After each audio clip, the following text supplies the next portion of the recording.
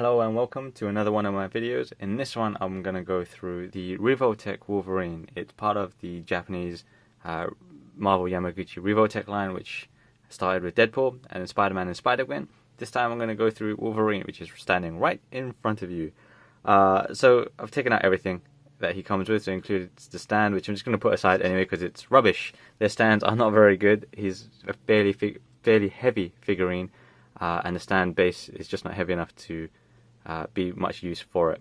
And then on to the right side you've got the optional parts that he comes with, which I'm going to go through first, and then of course the figurine itself.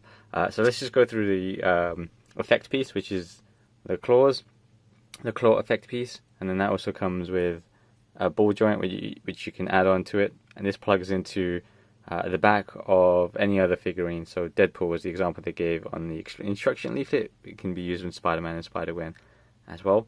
I'll hopefully show you that afterwards as well. And then he comes with three heads, including the one that he's got. So this is actually the default one that comes on the figurine anyway, which is quite cool. It's just a regular serious expression, and it's a nice figurine. It's a nice head sculpt. And then the other one is gritting the teeth. And then one eye is bigger than the other. One of the eyes looks a bit blue, partly because it's probably had some paint smudge on there, but otherwise it's fine. And then there's the open mouth one that comes, well, that's separate. I've just already applied it as well. I've changed his hands on the figurine as well. Get these two out of the way. You come with spare ball joints because I guess they wear out. If anything that I learned from the Spider-Man Revoltech was that the joints eventually wear down. And then he comes with a couple extra hands. So he comes with two fists. One's already on him, so this is the one that's not on there. And then on the fists you can actually take off the closed claws. You just pinch and then pull it off, and then you can attach the claw pieces into the hole as well, which I'll show you again once I've shown you the figurine because I've already applied it. And then he comes with two open claw hands actually. Again, one I've already got applied on him, and then this one as well, you can take the closed claw, the retracted claws, take that off, and then you can put the actual open when he's unleashed the claws, and you can put that on as well, and I'll show you that in just a minute as well. Let's just put this back on. Yeah, it's a tiny piece, so be careful not to lose it. And then he comes with semi-open fists as well, like so. These ones you can't take the retracted claw bit off, they're just sculpted on, so you can't do anything with that. These, I guess if you've got optional like sword parts or something in your figurine collection, then you can maybe slide those in. Probably quite cool as well. It would have been nice if he came with one, but no big deal. And then this one is, this was probably the one that he was supposed to hold the cigar, but he doesn't actually come with the cigar anymore, so that's a bit disappointing. And the thumb on this one is clubbed, so I'll bring out the, which one is it? So if you see on here,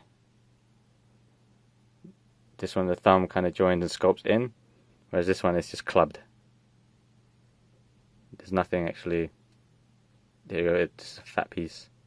So yeah, I guess the cigar was supposed to come in the original promo shots. He did come with a cigar, but not anymore, which is kind of disappointing. I don't know why. There's probably some legal issues around it, but whatever. Anyway, so the figurine itself is right here. I've just already posed it, and now he's fallen. In terms of actually getting him to stand, he's not too bad. In some respects, he's not as bad as Venom. That was really top heavy and a nightmare to deal with. He's okay, but if you do want to get like diving poses and such, you want to get a much superior stand than the Revoltech ones, because the included stand is terrible. So you want one with a heavier base, because he is fairly heavy eventually anyway. So going through the figurine itself, just by generally the first impression looks, it's pretty cool.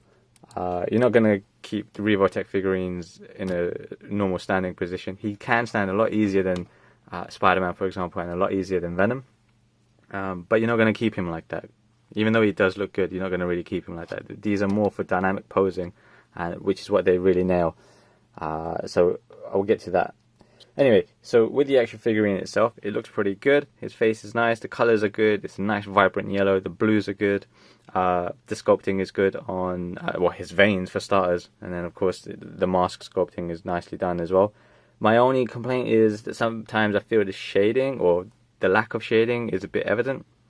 So if you like the hairy arms, then he's got no hairy arms, but just generally, I mean, around the body, it's fairly plain. So whether you prefer that or not, well, that's up to you. I'm not sure what the Marvel Legends ones are like, but in terms of the articulation, Marvel Legends are inferior. Anyway, you're not going to get as dynamic of a pose. So posing wise and articulation and everything, he's great. Like I've said a million times now, his head can go quite far back and then down, and then they've kind of made it so there's other joints down below. But like I said, if you keep him in a normal position, you're going to get gaps everywhere, which is not the point of these figures. So when you pose it dynamically, the gaps kind of get hidden nicely. So an example of this is just his elbow joint. So normally when you do it, you get it about there and it looks fine, it's hidden, but from the reverse it's open, exposed, and like a great big gash has happened. So yeah, you're just gonna have to play around with it to kind of hide the open spaces as you make the dynamic posing. It's good once you get it to work. Once you figure it out, it's quite cool. It's not that dissimilar to Spider-Man, but I know people complain about the Revoltech joints quite a lot because of how exposed and ugly they look. But for me personally, again, once you can nail the posing and everything, it's going to be perfect. So yeah, so he has the head joint, the neck joint. As you can see, the neck, you can pull the neck and it moves along with it a bit. And then of course the shoulder bit, it comes out a bit. There's the joint there for you. So it's quite exposed there, but you can hide it. The shoulder pads are, there's a peg like on the back of your shoulder around here. Don't know if you can see it, but that moves slightly like so, depending on how you position his arm. And then the elbow I've shown you as well, it's like so, and then you can swivel a little bit as well. And then he's got the usual, the wrist joint, like so. And then moving downwards to his torso, you can do an ab crunch. You can bend down pretty far. Sorry, yeah, so you can bend down pretty far, but of course you're going to get plenty of gaps, like I said. And then his abs itself, this is fairly loose piece, kind of like the Spider-Man one as well before it. So again, you just have to be quite clever with how you pose it to hide certain gaps that crop up like there. And that's me stressing it, by the way. And then also the belt covers a lot of the gaps as well, so you can see underneath that there's nothing actually there. The belt is a loose piece, so depending on how you do it, the belt will rest and then nicely cover any exposing parts. Maybe not there, but it's not properly posed. And then yeah, so you can, oops, oh, okay, that's wasn't supposed to happen, but let's put that back in. It's like Spider-Man, it can come off quite easily. Revoltechs in general, if anything I've learned, is the joints will get loose, and that gets frustrating over time, because initially they're quite fun, and then they just loosen up, and then you just have to figure it out. But yeah, just try and tighten them up somehow with glue or something. Anyway, so yeah, so the lower piece down on the hips, like Spider-Man, he's got a piece there that moves, which is hard to kind of show. There we go, a little bit, it moves like so. It doesn't move as much as the thigh bit, but it's enough to kind of, once you mess around with the leg, want to get a higher leg raise, then it will move with it, so that's fine. And then of course you've got the knee joint. So I'm moving the figurine all over the place. I'm not sure how clear I'm showing this, so apologies for that. It doesn't go too far back, and sometimes the sculpting of his boots will get in the way, but they move anyway, like so. So it's quite good. The boots are quite nicely done as well. I did like that. I actually like the way his leg overall is sculpted. And then of course the ankle, and then the toe. So pretty much what the bottom part, the leg is all what you'd expect. And then also the additional piece, which I haven't seen a lot of figurines have, Venom did have it, was the shoulder blades. You can move the shoulder blades. Here you can see there's the joints on both sides, so you can kind of push and twist them back a bit, and you can kind of get it so his shoulder blades almost touch. They won't quite touch, but from the back. So it's one of those, yeah, when he brings his arms all the way back, and then you just bring them back again. And you can bring them a bit forward as well. So when he does more of a pose like so, you know, I've only done it roughly, but again, like I said, you know, something like here, you hide the joint, you hide the exposed open spaces, so it doesn't look too bad. But yeah, so that's a nice little touch they've added onto this one. Spider-Man doesn't have it. Venom did, but the Venom figurine was just a nightmare to deal with. It was just too top heavy for my liking. And yeah, so this covers pretty much what the Wolverine figure can do, and how he moves, and what sort of posing he can come up with. I wanted to show you the claws as well, so I've already changed it from what comes in the box. Just move it this way. So this is his fist hand, so you just take the claw piece off. This is the claws. They are pretty cool. The steel effect is nice. They're soft plastic, so they do kind of come together. You know, as always, be careful with it. And then yeah, once you take off the retracted claws, you just simply put these back on, and that's it. Nothing else to it. And then the same thing, once you want to swap them, you just do the same thing. Head, you can just take it off. It comes in two pieces, just like Spider-Man as well. So you've got this piece inside, and then the main head goes on top. I'll swap it for you right now and put on his regular face, and then you just kind of put it in. Might be a bit tricky occasionally, but usually you can get it. And there you go. This is probably my favorite face that he comes with. Then second is this one. This one was probably the Cigar Face, but again, he doesn't come with the cigar, so that's really disappointing. Overall, I do like this figurine. It's nice. I've only got Spider-Man, Venom, and Wolverine so far. I skipped out on Deadpool and Spider-Gwen, but for me, Spider-Man is number one. Then Wolverine, and Venom is far behind, just because he was terrible. He was too big for anything cool. Oh, sorry, and then the effect piece. So I'll bring out Spider-Man as well, because he's right here.